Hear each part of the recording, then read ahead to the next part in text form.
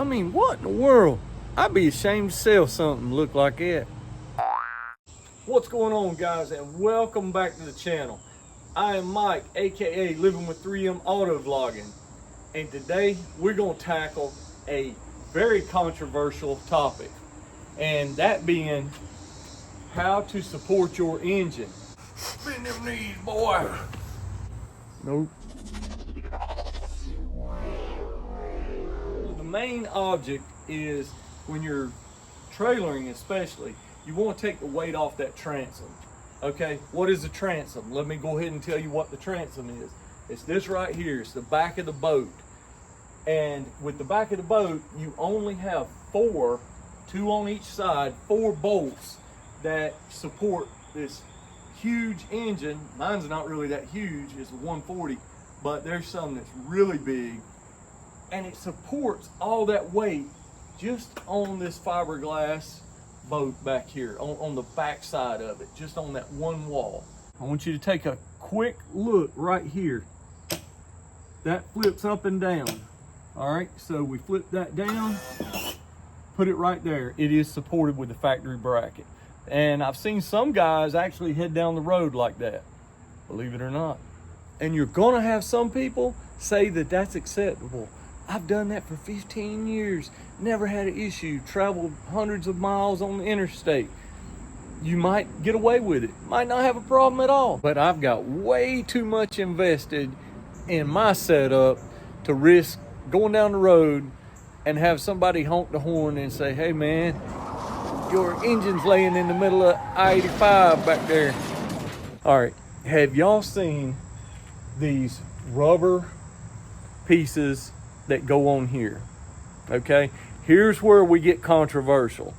These rubber pieces that go on here, they sell for 50, 60, 90 bucks.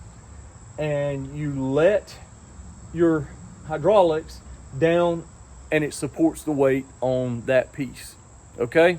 I mean, what in the world? I'd be ashamed to sell something look like that. You almost get them down there at Dick's Sporting Goods. Here's my controversial opinion. That is not a transom saver. All right? That is a hydraulic system saver at best. Okay? That's not what we're trying to achieve. And there's going to be some that say, yeah, man, that's the best thing going today. And if that's the way you like it, hey man, rock it all day long. Take this up, just like that, release your factory bracket, and you let it down until it compresses on that.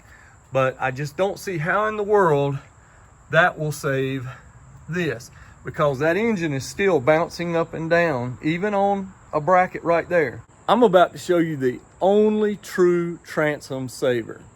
Now this is still controversial. There's gonna be some people that just don't like this. Is the only true transom saver. This thing, I'll put links in the description below. You can pick yours up. Right now, I've got the cotter pin, the locking cotter pin in it, because my trailer does not have a roller, and yours may or may not. If you have the roller, this kit also comes with a big horseshoe on this side. It just fits down on that roller.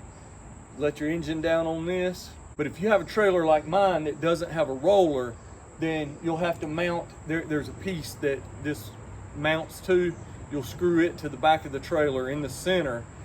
This will remove just like this. All right, y'all with me? This will slide in, and then you'll put this in, locking it in place. So the only thing you'll have to do when you're at the boat landing is when you pull up, you get ready to dismount this, you kind of have to either stoop down really low, or sometimes I'll just lay down and where I can reach up under there. But I know a lot of you guys getting older, that's kind of tough to do. It's just a drawback, but you got to reach up under there and take this cotter pin out so you can remove the transom saver and put it in the truck or whatever. Do not throw this in the bed of the truck, because I've seen too many people come back from a day of boating and it be gone. because of all the theft at the boat landings. I'm going to go ahead and mention this because it's very important. These kits do have some issues that I've run into in the past. This is hard plastic, all right? And when that hard plastic is coupled with your nice paint job back here, a lot of times it'll either leave black or scratches or even take the paint off altogether. So you got to come up with a way. You'd think they've probably got some newer models out you guys can look for that don't have the hard plastic or they're coated with rubber. But I've got a solution for this right here. Check this out. Okay, so if you can go to the hardware store and get you some rubber pads like this, these are off actually some rock lights that I've had on my truck. All right, these are going to fit sideways, and it's just going to require one zip tie per side. I'm just doing this out in the driveway, guys. So I've seen some people take some glue the pad to that. I've seen people that don't even use these at all that will have a rag. They'll just fold a rag and put it in there. So now we're going to take our end cutters,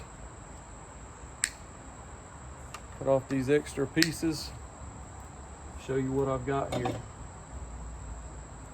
All right, see them just like that. There's different styles of this true transom saver. You see here, this one actually has a rubber head on it, which is a lot better, really. And also, if you notice in this picture, it has a mount to the trailer that's a quick release, no cotter pin needed. All right, so we just want to put that bolt through there. Now we put that locking pin in place. There we go. There's the end of the transom saver, and there is where it'll mount to the lower unit. Grab the transom saver with one hand, put your fingers on the button to lower the lower unit down. Watch where you're putting it. Careful. In those rubber grooves, there it is. All right, and notice how that rubber keeps that hard plastic off of the lower unit right there. And notice the holes in the bottom of the transom saver. It is adjustable, so you can set your engine higher or lower wherever you want it. Also, don't forget this rubber strap with the two metal hooks that will go around your lower unit, securing your transom saver to the engine. So don't forget that step. Take that strap, hook it right there, come around this way, and you hook it on the other side. What makes this a true transom saver is that it's taking the weight off of the bottom of that engine where the lower unit is, and it's actually supporting it on the trailer. Okay, now here comes the other controversial part. Some guys will be like, yeah, but when you get down the road, all that vibration is coming through that transom saver and it's applying that straight to the bottom of the engine.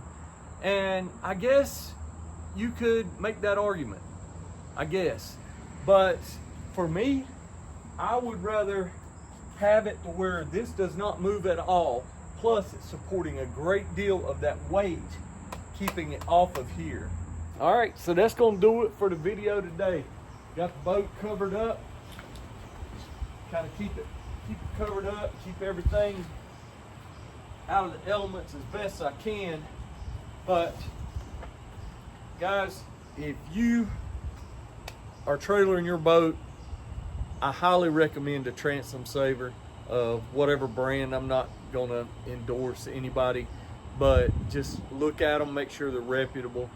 And I would stay away from those hydraulic so-called transom mounts. I don't think it does what it proclaims to do, which is to keep that weight off of the back wall. If I helped y'all out in any way, shape, or form, I do appreciate thumbs up, subscribe, like. Y'all know the whole bit. I sure appreciate it, and I will catch y'all in the next video. Later now. Let's hit the water.